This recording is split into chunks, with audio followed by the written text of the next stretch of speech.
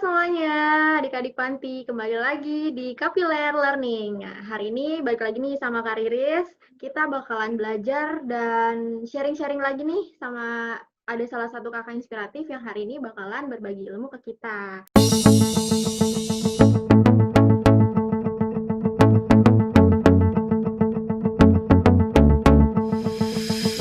Apa sih yang hari ini akan dibahas? Yang hari ini bakalan dibahas itu sebenarnya hal yang sangat dekat dengan kehidupan sehari-hari kita. Cuma seringnya kita tuh nggak terlalu mempedulikan gitu satu poin ini. Jadi nanti kita akan belajar gimana sih cara mengelola sampah gitu.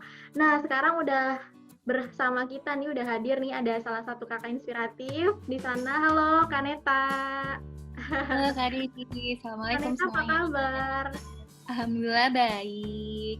Alhamdulillah. Terima kasih ya Kaneta pagi ini udah mau berbagi ilmu buat adik-adik di Panti. Nah, nanti kita sama-sama nih akan belajar sama Kaneta tentang dunia persampahan gitu. Karena kan kita tahu nih, kita tiap hari aja mengeluarkan sampah gitu ya. Diri kita mengeluarkan sampah, kita sangat dekat dengan sampah gitu. Nah, gimana sih caranya buat bisa kita tuh bijak gitu ya untuk mengelola sampah dengan baik. Nah, nanti kita akan banyak ngobrol nih sama Kaneta tentang gimana sih untuk mengelola sampah dengan lebih bertanggung jawab gitu ya Kak ya. Nah, sekarang mungkin biar enak langsung aja Kaneta boleh kenalan dulu nih kepada adik-adik di Panti semuanya. Monggo, silakan Kak.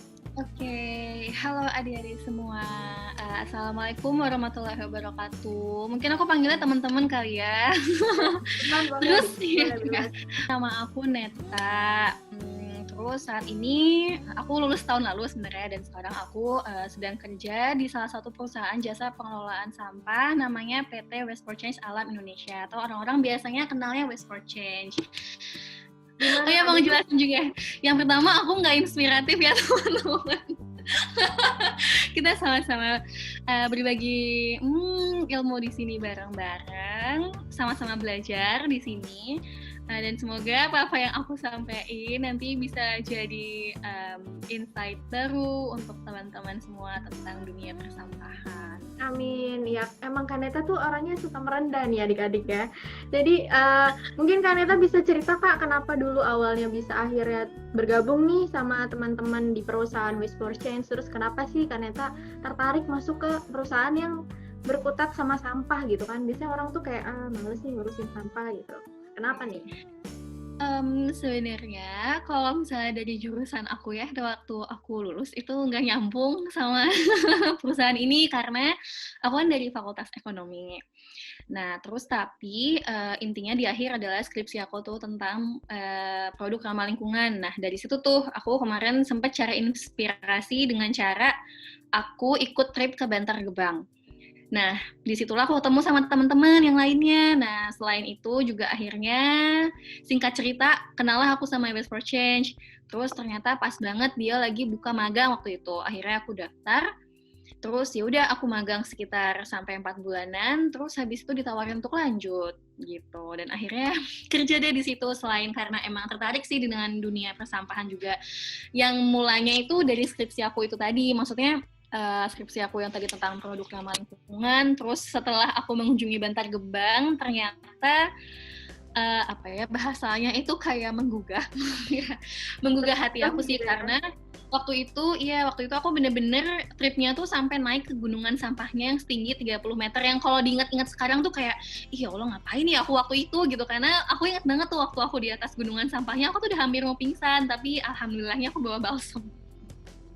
Wow. Jadi mungkin buat teman-teman yang belum tahu Bantar Gebang kayak apa tuh, intinya TPA Bantar Gebang itu tuh tempat di mana sampah-sampah yang dari Jakarta tuh bermuara. Nah, Bantar Gebang tuh sebenarnya letaknya di Bekasi, tapi pemerintah Jakarta tuh nyewa lahannya ke pemerintah Kota Bekasi biar si Bantar Gebang bisa dipakai gitu untuk tempat mengelola sampah-sampah orang-orang Jakarta. Nah, dia itu ibaratnya apa ya? Sebenarnya teman-teman bisa sih cari di internet, di YouTube juga ada.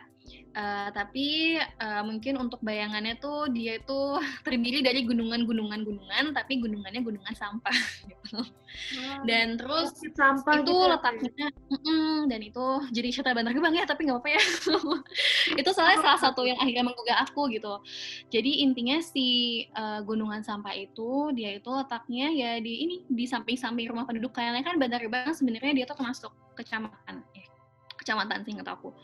Yang itu juga banyak daerah-daerah pemukiman gitu, dan akhirnya selain itu ya dijadiin tempat pemukiman para pemulungnya juga gitu. Nah dari situ sih sebenarnya akhirnya aku jadi oke deh, agak melenceng dikit dari jurusan yang seharusnya, karena kan di ekonomi kayak akan di bisnis Islam, terus akhirnya mencoba terjun. Ya, jadi kalau misalnya dari dari Kaneta sendiri nih memang awalnya belum begitu kepikiran ya mau terjun ke dunia perusahaan Waste for Change ini, tapi karena skripsi ngerjain tentang barang produk-produk yang ramah lingkungan, kemudian terjun langsung, tahu langsung ternyata sampah-sampah kita itu seperti ini gitu ya kondisinya, dan mungkin kadang kita tuh tidak menyangka gitu, ternyata apa-apa yang kita buang tuh sampai berujung ke sampai berapa 30 meter ya Kak tadi gunungannya ya? Ya kurang lebih itu salah satu gunungannya. Sampai akhirnya masuk ke Waste for Change. Nah, kalau di perusahaan Waste for Change sendiri Kaneta sebagai apa di sana Kak? Nah, kalau aku sebenarnya di divisi Communication and Engagement-nya. Jadi aku di bagian Event and Partnership sih. Jadi sebenarnya lebih ke offline marketing. Jadi kalau misalnya ada buka booth, terus atau ada yang ngajak kerja sama secara langsung tuh biasanya ke aku juga kayak gitu. Misalnya ada pameran-pameran, nah itu juga ke aku.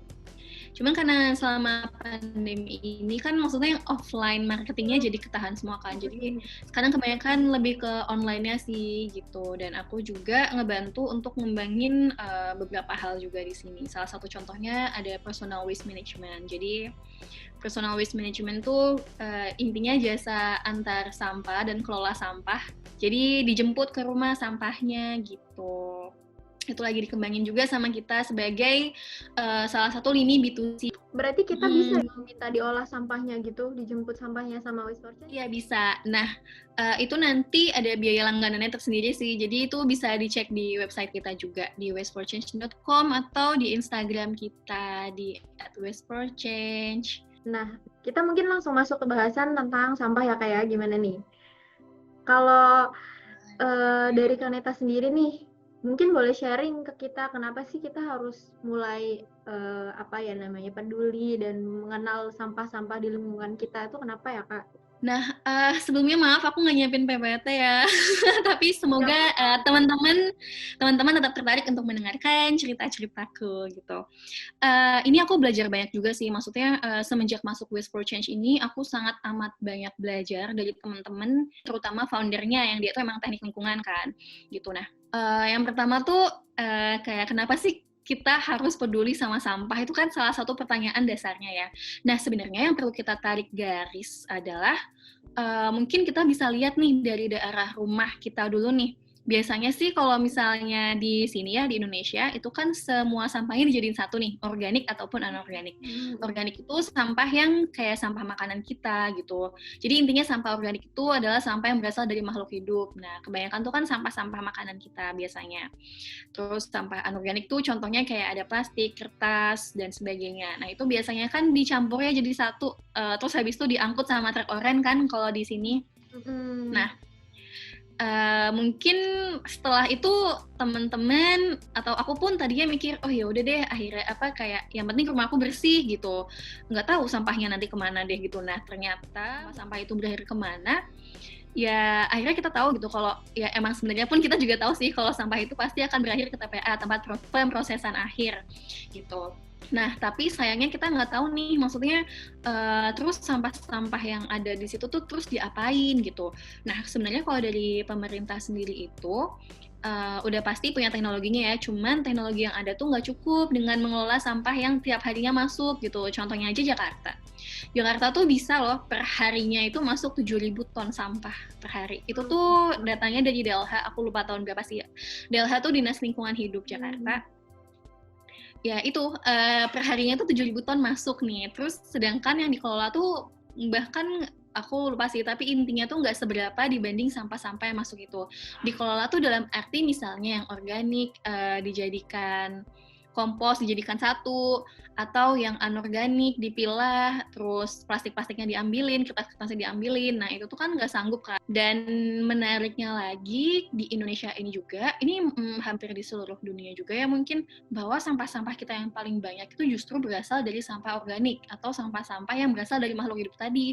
Padahal sampah organik itu seharusnya nggak berakhir di TPA. Jadi, TPA itu sebenarnya diperuntukkan untuk sampah residu aja. Jadi sampah residu tuh kayak sampah-sampah yang emang dia udah nggak bisa didaur ulang lagi. Contohnya kayak misalnya pupuk, popok, terus pembalut, atau puntung rokok, dan sebagainya gitu. Nah, jadi ya sebenarnya kalau untuk sampah-sampah organik kita itu ya harusnya berakhir cukup di rumah aja gitu. Nah, sedangkan kan justru dia malah menguasai, kalau yang di Bantar Gebang sendiri itu dia sekitar 60% gitu. Kalau nggak salah data dari KLHK, Kementerian Lingkungan Hidup dan Kehutanan tuh sekitar 60% sampah organik, sisanya tuh kayak 14% ada sampah plastik, terus berapa persen sampah kertas dan sebagainya. Itu kan jumlah yang sangat amat besar ya. Dan si sampah organik itu semuanya jadi nggak bernilai gitu. Jadi misalnya gini teman-teman, kayak sampah plastik itu kan sebenarnya bisa didaur ulang. Sampah kertas pun juga bisa didaur ulang nih contohnya. Nah, dan ketika dia udah kecampur nih, misalnya sampah kertas yang tadinya masih baik-baik aja, terus dia kecampur, itu dia jadi nggak bernilai lagi gitu. Bisa nilainya berkurang, atau akhirnya dia malah jadi nggak bernilai sama sekali, malah jadi sampah residu yang nggak bisa diapa-apain.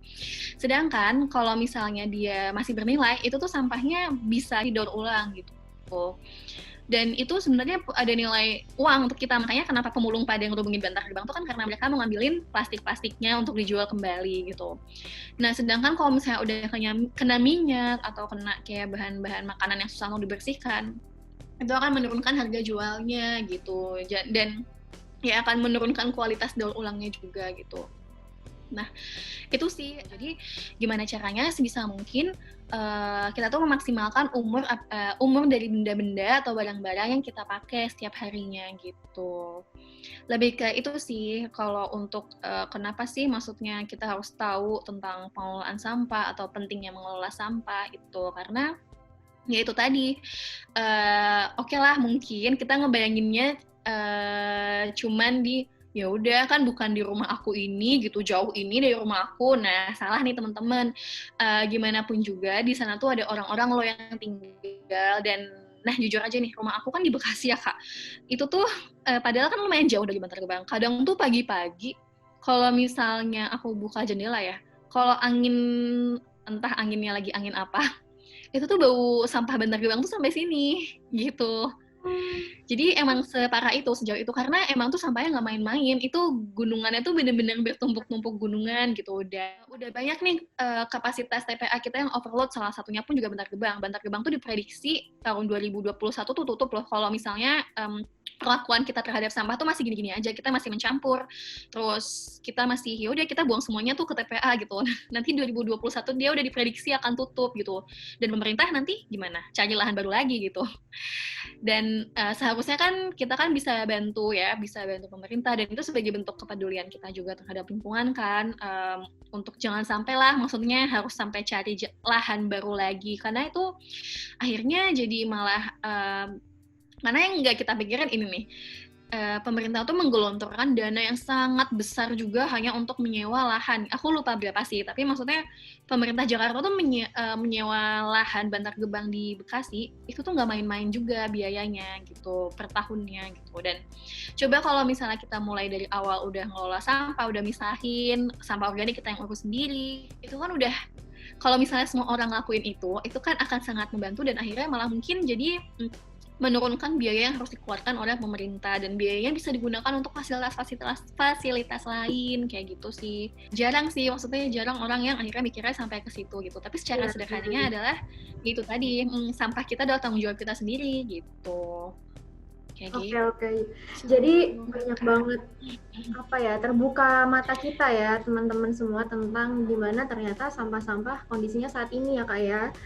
Kayak di Bantar Gebang yang udah sampai 30 meter tingginya temukan sampahnya, dan ternyata bagaimana orang-orang di lingkungan sana juga apa ya, akhirnya cukup terimbas juga ya Kak ya dengan adanya kondisi sampah yang kayak gitu. Dan itu semua sebenarnya bisa sedikit terkurangi gitu ya dengan kita sendiri nih, kita mulai belajar untuk memilah sampah ya. Yang tadi poin yang paling penting disampaikan ternyata adalah memilah sampah nih teman-teman semua. Jadi kita belajar untuk misahin sampah-sampah kita ya, kayak sebelum kita buang, mana sampah yang organik, mana sampah yang plastik dan lain-lain yang anorganik tadi ya Kak ya. Iya, Gitu. Nah mungkin betul. boleh nih Kak lebih dijelasin lagi gimana sih Kak kalau misalnya kita pengen milah sampah. Misalnya aku nggak ngerti nih, aku masih bingung, masih awam nih. Mungkin adik-adik juga masih awam. Gimana cara untuk memilah sampah gitu. Sampah organik itu yang seperti apa, terus sampah anorganik yang kayak gimana. Terus tadi katanya sampah organik itu harusnya berhenti di rumah kita aja nih. Nah itu maksudnya gimana Kak? Mungkin bisa lebih jelasin ya Kak.